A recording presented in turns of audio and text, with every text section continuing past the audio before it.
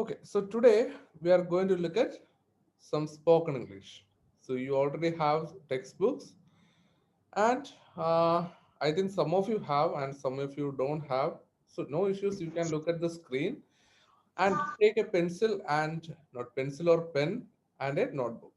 So it will be useful. Okay. So first unit, back home after holidays. അപ്പോൾ holiday കഴിഞ്ഞ് ഉള്ള ആ ഒരു സമയത്തെ കുറിച്ച് പറയാം. എന്തായാലും അത് നമുക്ക് ഹെഡിങ് ഇവിടെ ആവശ്യമില്ല. ജസ്റ്റ് നമുക്ക് കാര്യത്തിലേക്ക് പോവാം. When you learn spoken English you don't worry too much about grammar. നിങ്ങൾ സംസാരിക്കുന്ന സമയത്ത്, അതായത് നിങ്ങൾ ഇത് ഇംഗ്ലീഷ് സംസാരിക്കുന്ന സമയത്ത് നമ്മൾ എപ്പോഴും വിചാരിക്കും നമുക്ക് ഗ്രാമർ തെറ്റോ, നമുക്ക് അറിഞ്ഞുകൂടാത്ത ലാംഗ്വേജാ, അല്ലെങ്കിൽ ഇത് ഒരു പുതിയ ലാംഗ്വേജാ, അപ്പൊ നമുക്ക് സംസാരിക്കുമ്പോൾ അത് ശരിയായിരിക്കോ, കേൾക്കുന്നവർ കേട്ടിട്ട് കളിയാക്കോ എന്നുള്ള കുറേ ചോദ്യങ്ങൾ നമ്മുടെ മനസ്സിൽ കാണും. പക്ഷേ അതിൻ്റെ ഒന്നും ആവശ്യമില്ല. നമ്മൾ ഇംഗ്ലീഷ് സംസാരിക്കുമ്പോൾ you just begin to think and speak in English. അപ്പോൾ നിങ്ങൾ ഏറ്റവും ഇമ്പോർട്ടൻ്റ് ആയിട്ട് ചെയ്യേണ്ടത് എന്നറിയാവോ? നിങ്ങൾക്ക് ചിലപ്പോൾ കുറച്ച് വാക്കുകളായിരിക്കും അറിയാമെന്നുള്ളത്. ചിലപ്പോൾ സിമ്പിൾ ആയിട്ടുള്ള കുഞ്ഞു കുഞ്ഞു വാക്കുകളും അല്ലെങ്കിൽ വളരെ കുറച്ച് വാക്കുകൾ അറിയാം. പക്ഷെ ആ വാക്കുകൾ കേൾക്കുമ്പോഴെങ്കിലും നിങ്ങൾ തന്നെ ചിന്തിക്കുന്നത് ഇംഗ്ലീഷിൽ ചിന്തിക്കാൻ ശ്രമിക്കുക. അതിന് ചിലപ്പോൾ ചിന്തിക്കാനായിട്ട് നമുക്ക് ഗ്രാമർ ഒന്നും വേണ്ടല്ലോ. കറക്റ്റ് ഗ്രാമർ ഒന്നും അല്ലെങ്കിൽ ഇത് ഈസും വാസും അറ്റും ഹാസും അതൊന്നും കറക്റ്റ് ആയിട്ട് തന്നെ പ്ലേസ് ചെയ്യണമെന്നില്ലല്ലോ. നമുക്ക് ജസ്റ്റ് ചിന്തിക്കുന്നത്, അത് തിങ്ക് ചെയ്യുന്നത്, അത് ഇംഗ്ലീഷിൽ ചിന്തിക്കാൻ ശ്രമിക്കുക. ആൻഡ് അത് തന്നെ യു ക്യാൻ സ്പീക്ക് ഓൾസോ, പറയാനും ശ്രമിക്കുക. You have to speak English automatically without thinking too much on grammar. അപ്പോൾ നിങ്ങൾ ചെയ്യേണ്ട എന്തെന്ന് വെച്ചാൽ നിങ്ങൾ സംസാരിക്കുക, അതും ഒന്നും ചിന്തിക്കാതെ. ഇപ്പൊ ചിന്തിക്കാതെ തന്നെ സംസാരിക്കുക. ഇവ തെറ്റും എന്നുള്ള പേടി വേണ്ട, അല്ല എങ്കിൽ ആരെങ്കിലും എന്തെങ്കിലും വിചാരിക്കും എന്നുള്ള പേടി വേണ്ട, ഒന്നും വിചാരിക്കേണ്ട. ജസ്റ്റ് സംസാരിക്കുക. അതാണ് നമ്മുടെ സ്പോക്കൺ ഇംഗ്ലീഷ് അല്ലെങ്കിൽ ഈ ഒരു ഇംഗ്ലീഷ് ക്ലാസ് കൊണ്ട് ഉദ്ദേശിക്കുന്നത്. ഓക്കെ ഓക്കെ ഫസ്റ്റ് നമുക്ക് കുറച്ച് വേർഡ്സ് ആണ് ഇതിൽ പഠിക്കാൻ ഉള്ളത്. കുറച്ച് വേർഡ്സ്. ഇപ്പോൾ കുറച്ച് നിങ്ങൾക്ക് ചിലപ്പോൾ പ്രയാസമായിട്ട് തോന്നാം, അല്ല എങ്കിൽ എളുപ്പമായിട്ട് തോന്നാം. എന്തായാലും നമുക്ക് നോക്കാം. First word aggression. നിങ്ങൾ നോട്ടിൽ എഴുതിക്കോ, നോട്ടിൽ കൂടെ എഴുതിക്കോ, നോട്ട് എടുക്ക്, നോട്ടിൽ കൂടെ എഴുതിക്കോ. First word aggression. AGGR. Heading എന്തോടെ? ഓക്കെ, ഇതിലുള്ള ഹെഡിങ് തന്നെ കൊടുത്തോ. Back home after holidays. Just അത് തന്നെ കൊടുത്തോ.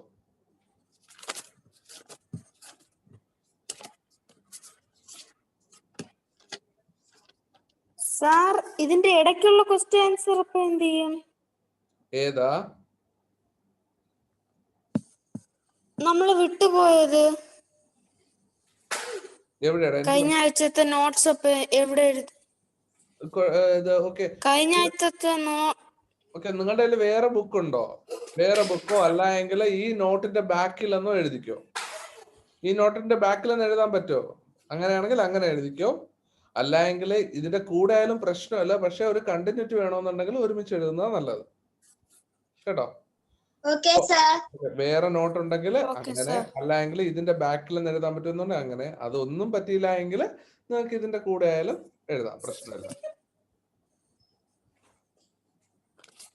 ഈ എയ്സർ എന്ന് എഴുതിയിട്ടുള്ള ആള്, അത് ഞാൻ പറയുന്നത് എന്തെങ്കിലും കേൾക്കാൻ പറ്റുന്നുണ്ടോ?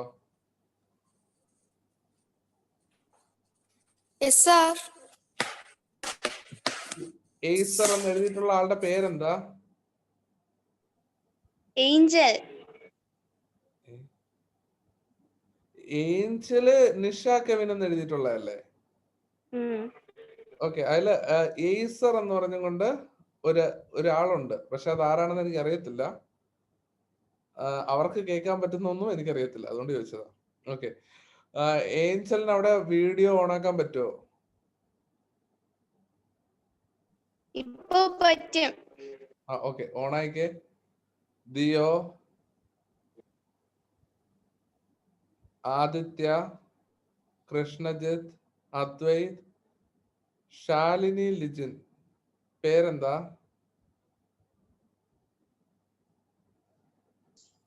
Linia. Linia. Okay Linia, video on ആക്കാൻ പറ്റുമോ?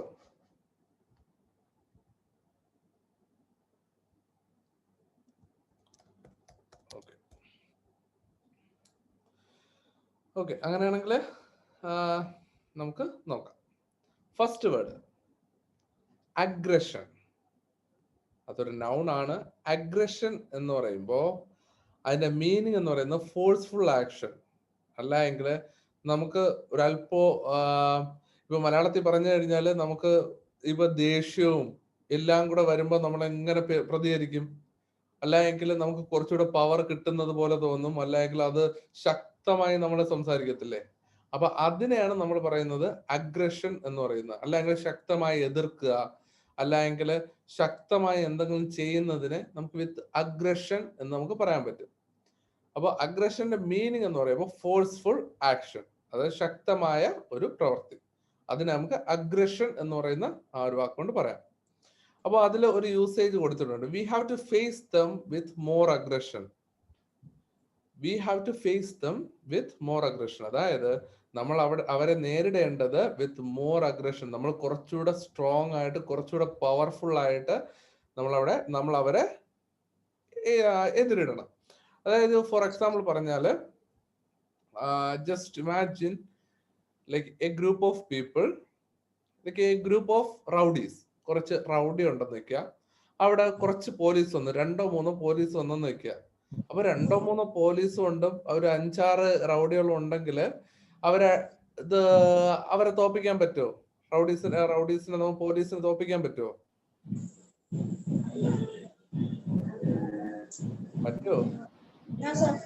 പറ്റില്ല.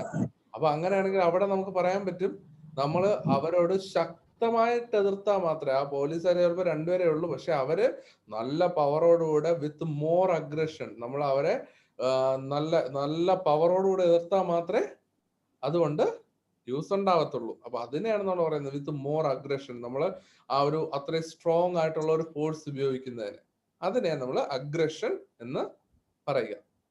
മനസ്സിലായോ? സാർ, ഈ അഗ്രഷൻ എന്ന വേർഡിന് മുകളിലെ കീവേഡ് എന്നൊരു ഇതുണ്ട്, ഹെഡിങ്. ആ കീവേഡ് എഴുതിയിട്ടാണ് ഈ അഗ്രഷനൊക്കെ എഴുതേണ്ടത്. കീവേഡ് എന്ന് എഴുതണമെന്നില്ല, ജസ്റ്റ് അഗ്രഷൻ എന്ന് എഴുതുക, അല്ലെങ്കിൽ വേർഡ്സ് എന്ന് എഴുതുക, എന്നിട്ട് ഇത് അഗ്രഷൻ എന്ന് എഴുതുക, അത് കഴിഞ്ഞിട്ട് മീനിങ് എഴുതുക. Okay sir. ഓക്കെ. അപ്പോ അഗ്രഷൻ എന്ന് പറയുമ്പോ ഫോഴ്സ്ഫുൾ ആക്ഷൻ. എഴുതിയോ? എല്ലാരും എഴുതിയോ? അടുത്ത ആരാ എഴുതാത്തെ?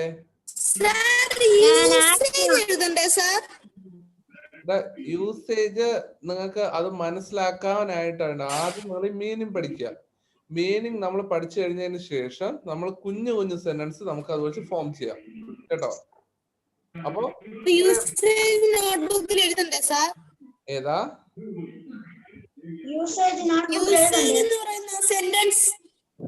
യൂസേജ്? നിങ്ങൾ ഇപ്പൊ നോട്ട്ബുക്കിൽ എഴുതണ്ട, നിങ്ങൾ മീനിങ് പഠിക്കുക.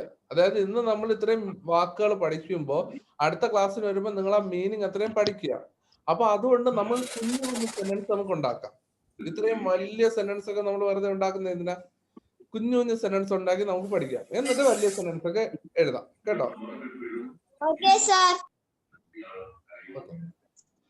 അപ്പൊ ഫസ്റ്റ് വേർഡ് എഴുതിയല്ലോ?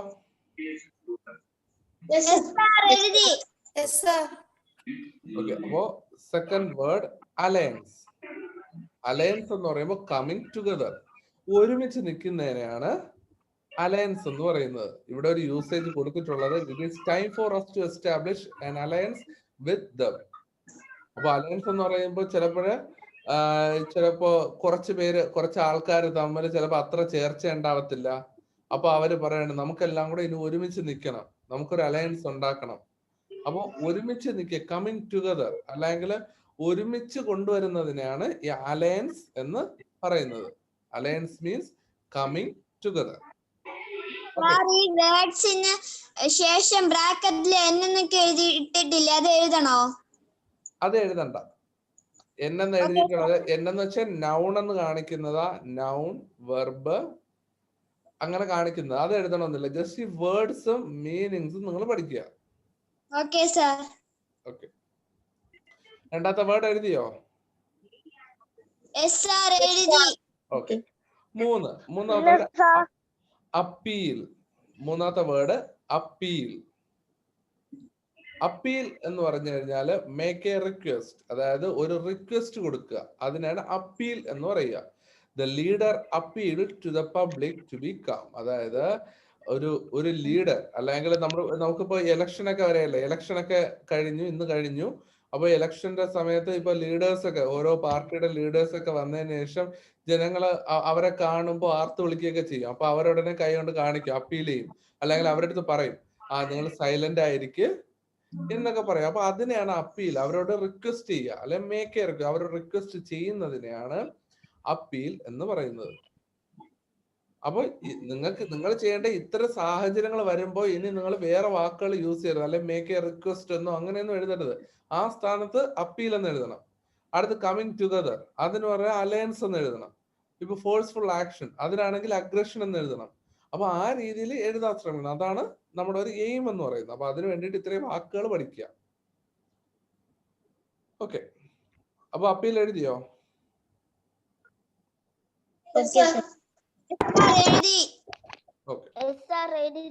അടുത്ത കാൻഡിഡേറ്റ്. കാൻഡിഡേറ്റ് എന്ന് പറയുമ്പോൾ ആപ്ലിക്കന്റ്, അപേക്ഷകൻ.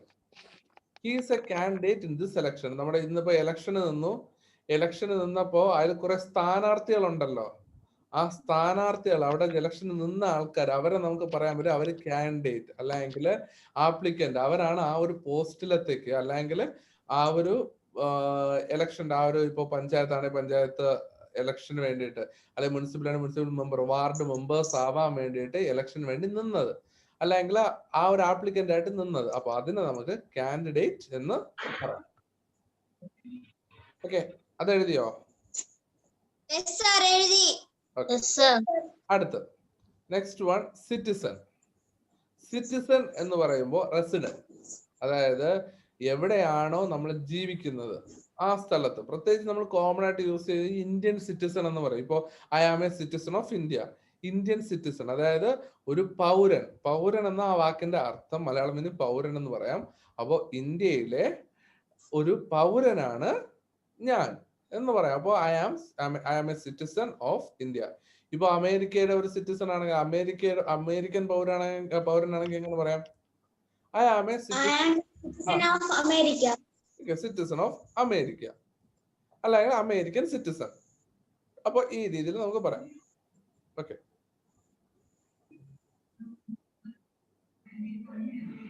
ഓക്കെ, അടുത്ത ഡെഡ് ലോക്ക്. ഡെഡ് ലോക്ക് എന്ന് പറയുമ്പോ ലാക്കിംഗ് പ്രോഗ്രസ്, അതായത് ഒരു മുന്നേറ്റവും ഇല്ലാതെ, ഏറ്റവും ബാക്കിൽ ഇങ്ങനെ ഒരു മുന്നേറ്റവും ഇല്ലാതെ നിൽക്കുന്നതിനാണ് നമുക്ക് ഡെഡ് ലോക്ക് എന്ന് പറയാൻ പറ്റുന്നത്. അപ്പൊ ഇതിൽ പറയുന്നുണ്ട് it is difficult to break the deadlock. അപ്പോ ആ ഒരു മുന്നേറ്റം ഇല്ലാതെ ഒരു ഡെഡ് ആയ ഒരു അവസ്ഥയിൽ നിൽക്കുകയാണ്, അല്ലെങ്കിൽ ഒരു മൂവ്മെന്റ് ഇല്ലാതെ നിൽക്കുന്ന ഒരു അവസ്ഥ. അപ്പൊ അതിലൊന്ന് മുന്നോട്ട് പോകാനായിട്ട്, അല്ലെങ്കിൽ അതിലൊന്ന് ആ ഒരു സ്റ്റേജ് മാറി കിട്ടാനായിട്ട് പ്രയാസമായിരിക്കും. അപ്പൊ അതിനെയാണ് നമ്മൾ ഡെഡ് ലോക്ക് എന്ന് പറയുന്നത്. അല്ലെങ്കിൽ ഇപ്പൊ നമ്മൾ പറയത്തില്ലേ, ലൈക്ക് എന്താ ഉറക്കം തൂങ്ങിയിരിക്കുകയാണ്, അല്ലെങ്കിൽ ഇത് ഒന്നും പഠിക്കുന്നില്ല, അല്ലെങ്കിൽ ഏറ്റവും ബാക്കിലാണ്.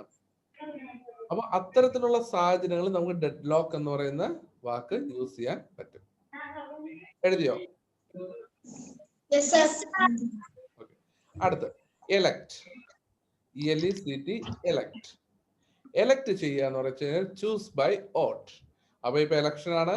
അപ്പൊ ഇലക്ഷൻ വഴി നമ്മൾ വോട്ട് ചെയ്ത് വിജയിപ്പിക്കുന്നതിനാണ് നമ്മൾ എലക്ട് എന്ന് പറയുക, അല്ലെങ്കിൽ ഒരാളെ തെരഞ്ഞെടുക്കുക. ചിലപ്പോ ഓക്കെ, ഇപ്പൊ പഞ്ചായത്ത് ഇലക്ഷൻ ആയിരിക്കും, അല്ലെങ്കിൽ അടുത്ത് ചിലപ്പോ ഏതെങ്കിലും കമ്മിറ്റി ആയിരിക്കും. അപ്പൊ അതിൽ ഒരാളെ സെലക്ട് ചെയ്തെടുക്കുന്ന, ഒരു ഗ്രൂപ്പ് ഓഫ് പീപ്പിളിൽ നിന്ന് ഒരാളെ എലക്ട് ചെയ്തെടുക്കുന്നതിനെ നമ്മൾ എലക്ട് എന്ന് പറയും. അപ്പോ he's elected to the parliament. ഇപ്പൊ പാർലമെന്റിലേക്ക് ഒരാളെ എലക്ട് ചെയ്തു, അല്ലെ ഹീസ് എലക്ടഡ് ടു ദ പഞ്ചായത്തിലേക്ക് ഒരാളെ എലക്ട് ചെയ്തു, അല്ലെങ്കിൽ അപ്പോ അതുപോലെ ഓരോ ഇതും നമുക്ക് എഴുതാൻ പറ്റും. അടുത്തത് എംപയർ. എംപയർ എന്ന് പറയുമ്പോൾ kingdom. An empire is ruled by the emperor. അപ്പൊ എംപയർ കിങ്ഡം മീൻസ് രാജ്യം, അല്ലെങ്കിൽ രാജാക്കന്മാരുടെ ഇത് പറയുന്നതാ. അവരുടെ ആ ഒരു സാമ്രാജ്യം, എംപയർ, കിങ്ഡം, ആ ഒരു സാമ്രാജ്യത്തിന് പറയുന്നതാണ് എംപയർ. അപ്പൊ അതില് നമുക്ക് ഒരു വാക്കുകൂടെ അതിൽ പഠിക്കാൻ പറ്റും, an empire ruled by an emperor. Emperor എന്ന് പറയുമ്പോൾ ആ രാജാവിനെ നമുക്ക് എംപറർ എന്ന് പറയാം, അല്ലെങ്കിൽ രാജ്യത്തിന്റെ ഭരണാധികാരി. അപ്പൊ അതിനെ നമുക്ക് എംപറർ എന്ന് പറയാം. എംപയർ എന്ന് പറയുമ്പോൾ അതിനെ ആ ഒരു രാജ്യത്ത്, ആ ഒരു കിങ്ഡം, ആ ഒരു സാമ്രാജ്യം, അതിനെ നമുക്ക് എംപറർ അല്ലെ എംപയർ എന്ന് പറയാൻ പറ്റും. ഓക്കെ, അടുത്ത് എൻവോയ്. എൻവോയ് എന്ന് പറഞ്ഞാൽ മെസ്സഞ്ചർ, അല്ലെങ്കിൽ സന്ദേശം കൈമാറുന്ന ആൾ. He came to India as an envoy of the president. അപ്പോ ഇവിടെ പറയുന്നത് ഒരാള് ഇപ്പൊ ഇന്ത്യയിലേക്ക് വന്നു, അമേരിക്കയിൽ നിന്ന് ഒരാള് ഇന്ത്യയിലേക്ക് വന്നു, ഹി ഈസ് എൻ എൻവോയ് അല്ലെങ്കിൽ മെസ്സഞ്ചർ, അവിടത്തെ ഒരു ന്യൂസുമായിട്ടാണ് വന്നത്. ഹി ഈസ് എൻ എൻവോയ് എന്ന് നമുക്ക് പറയാം. He is a envoy of the president, അല്ലെങ്കിൽ he is a envoy of your teacher. അപ്പൊ ഒരു ന്യൂസ് കൊണ്ട് വരുന്ന ആളിനെ നമുക്ക് എൻവോയ് എന്ന് പറയാൻ പറ്റും. അത് മെസ്സഞ്ചർ എന്ന അർത്ഥം. എഴുതിയോ? ഓക്കെ, അടുത്ത് എക്സ്പ്ലോയിറ്റ്. EXPLOIT, exploit. എക്സ്പ്ലോയിറ്റ് എന്ന് പറയുമ്പോൾ മിസ്യൂസ് ചെയ്യാം. I don't want anyone to exploit me, അതായത് മിസ്യൂസ് ചെയ്യുന്നത് ദുരുപയോഗം. അപ്പൊ ദുരുപയോഗം ചെയ്യുന്നതിനാണ് എക്സ്പ്ലോയിറ്റ് എന്ന് പറയുന്നത്. അപ്പോ എന്നെ ആരും ചൂഷണം ചെയ്യുന്നത് എനിക്ക് ഇഷ്ടമല്ല, അല്ലെങ്കിൽ ഇത് നമ്മുടെ വാല്യൂ മനസ്സിലാക്കിയതിനു ശേഷം ഇപ്പൊ നമ്മുടെ ഹെൽപ്പ് എപ്പോഴും വേണം, നമ്മളൊരു ഹെൽപ്പ് ചോദിച്ചു കഴിഞ്ഞാൽ ചെയ്യത്തില്ല എന്നൊക്കെ, അത്തരത്തിലുള്ള സാഹചര്യങ്ങൾ നമുക്കിത് പറയാൻ പറ്റും. അപ്പോൾ എക്സ്പ്ലോയിറ്റ് മീ, അല്ലെങ്കിൽ എക്സ്പ്ലോയിറ്റ് ഇൻ നാച്ചുറൽ റിസോഴ്സസ്, അല്ലെങ്കിൽ മിസ്യൂസ് ചെയ്യരുത്, മിസ്യൂസ്. അപ്പോൾ ആ ദുരുപയോഗത്തെ നമുക്ക് അത്തരം സാഹചര്യങ്ങളിൽ നമുക്ക് എക്സ്പ്ലോയിറ്റ് എന്ന് പറയുന്ന വാക്ക് യൂസ് ചെയ്യാം. അടുത്ത് ഇൻഡിപെൻഡൻസ്. ഇൻഡിപെൻഡൻസ് എന്ന് പറഞ്ഞാല് സ്വാതന്ത്ര്യം, ഫ്രീഡം, സ്വാതന്ത്ര്യം. Many sacrificed their lives for our independence. അപ്പോൾ നമ്മുടെ സ്വാതന്ത്ര്യത്തിന് വേണ്ടിയിട്ട് കുറെ ആൾക്കാര് ജീവൻ ബലി കഴിച്ചിട്ടുണ്ട്. അതായത് നമ്മുടെ അതിൽ പ്രധാനം എന്ന് പറയും ഫ്രീഡം, ഇൻഡിപെൻഡൻസ്, നമുക്ക് സ്വാതന്ത്ര്യം കിട്ടുന്നതിന്. അപ്പൊ അതിനാണ് നമുക്ക് ഇൻഡിപെൻഡൻസ് എന്ന് പറയുന്നത്. എഴുതിയോ?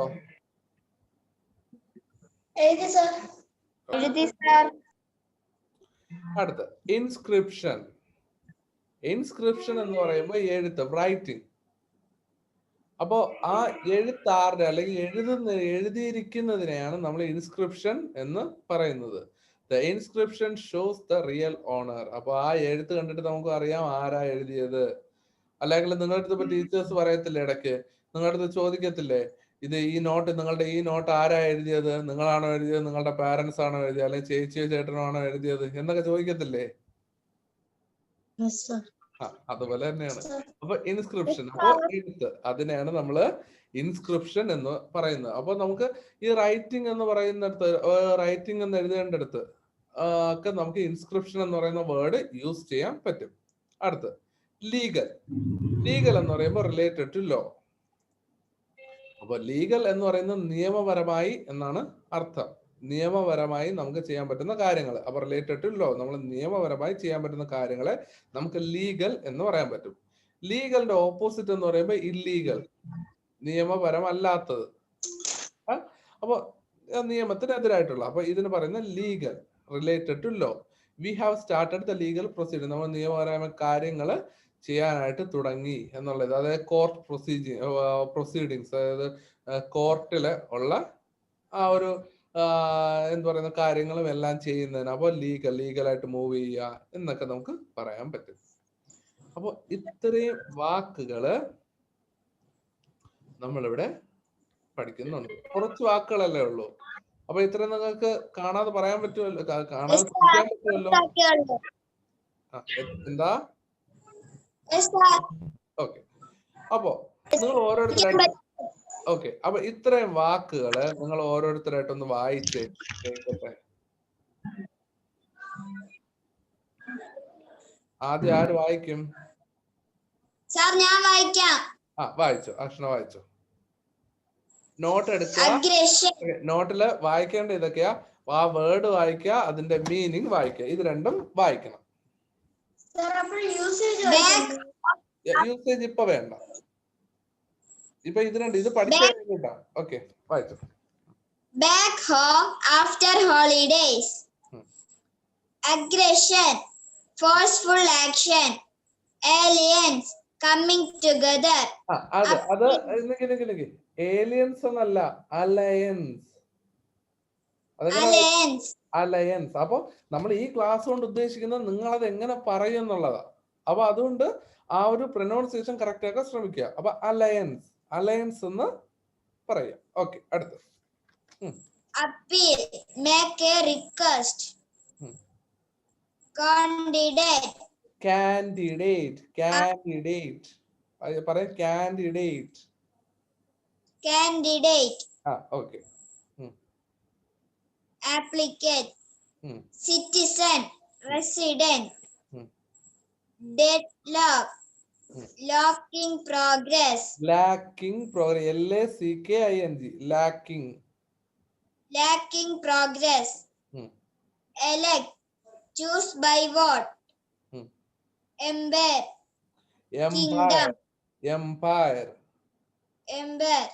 Kingdom. Envoy, messenger. Exploit, picture. Independence, freedom. Inscription, writing. Legal, related to law. Legal. Gal അല്ല, legal. കേട്ടോ? Legal. Okay, sir. Yeah, okay, കൊള്ളാം. Very good. അടുത്ത Manish.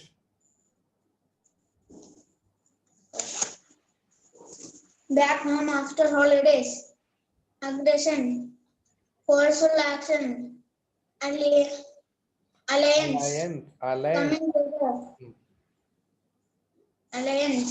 coming together, appeal, make a request, candidate,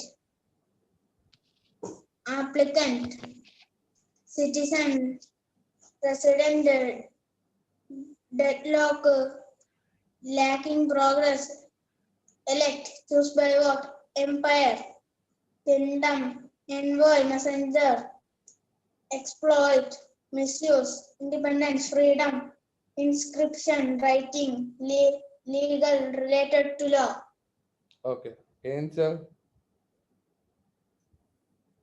unmute ചെയ്തേ.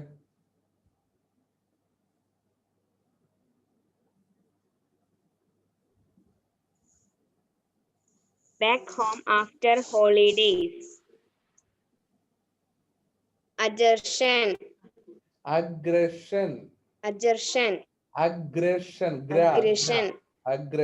പറഞ്ഞേ. Aggression.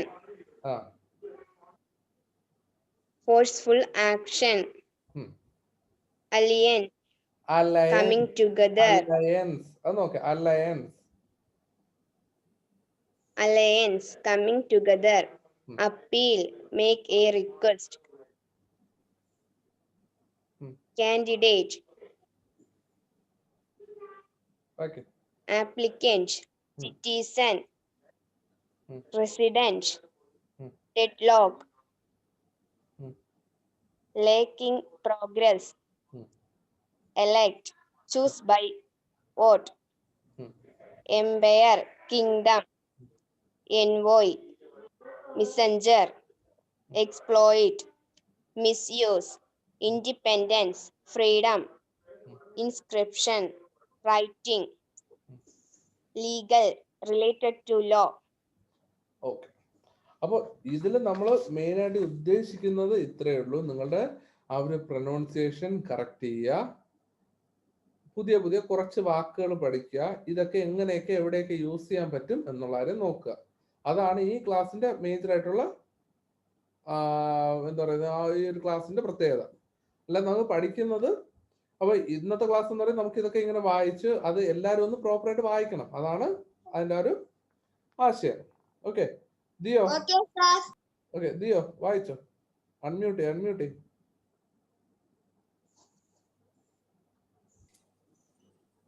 Back home after holidays. Aggression for full action. Alliance coming together. Appeal, make a request. Candidate, applicant, citizen, resident. Deadlock, lacking progress. Elect, choose by vote. Empire, kingdom. Envoy, messenger. Exploit, misuse. Independence, freedom. Inscription, writing. Legal, related to law. Legal. Okay sir ഈ എഴുതിയത് WhatsApp ഇട്ടായിരുന്നോ? എഴുതിയത് WhatsApp ഇടണം. നിങ്ങൾ എഴുതിയത് correct ആയിട്ട് നോക്കി എഴുതിയതെന്ന് അറിയണമല്ലോ. അപ്പൊ അത് വാട്സാപ്പ് ഇടണം കേട്ടോ. പിന്നെ ഓക്കെ സാർ. വീഡിയോ ഓൺ ആക്കാൻ പറ്റുന്ന എല്ലാരും വീഡിയോ ഓൺ ആയിക്കേ. ഓക്കെ വീഡിയോ എന്തിനാ ഓഫ് ചെയ്യുന്നേ? സാർ നെറ്റ് പ്രോബ്ലം ഉണ്ട്. ഓക്കെ അങ്ങനെ നെറ്റ് പ്രോബ്ലം ഇപ്പൊ എന്തായാലും ആഷനക്ക് ഇല്ല. അപ്പൊ നെറ്റ് പ്രോബ്ലം വരുമ്പോഴേ ഓഫ് ചെയ്യാം കേട്ടോ. Okay sir. അല്ലെങ്കിൽ ഞാനിങ്ങനെ നോക്കുമ്പോ എനിക്ക് കുറെ ബ്ലാങ്ക് ആയിട്ടുള്ള കുറെ ഇത് കാണും. അപ്പോൾ ആരും ഫ്രണ്ടിൽ ഇല്ലാത്തത് പോലെ തോന്നും. അതുകൊണ്ടാണ് ഞാൻ പറയുന്നത് നിങ്ങളുടെ എല്ലാം വീഡിയോ ഓൺ ആക്കി വെക്കണമെന്ന് കേട്ടോ. ഓക്കെ അപ്പൊ ഏഞ്ചൽ എന്താ വീഡിയോ ഓൺ ആക്കാത്ത? ഏഞ്ചൽ, ആദിത്യ, കൃഷ്ണജിത്ത്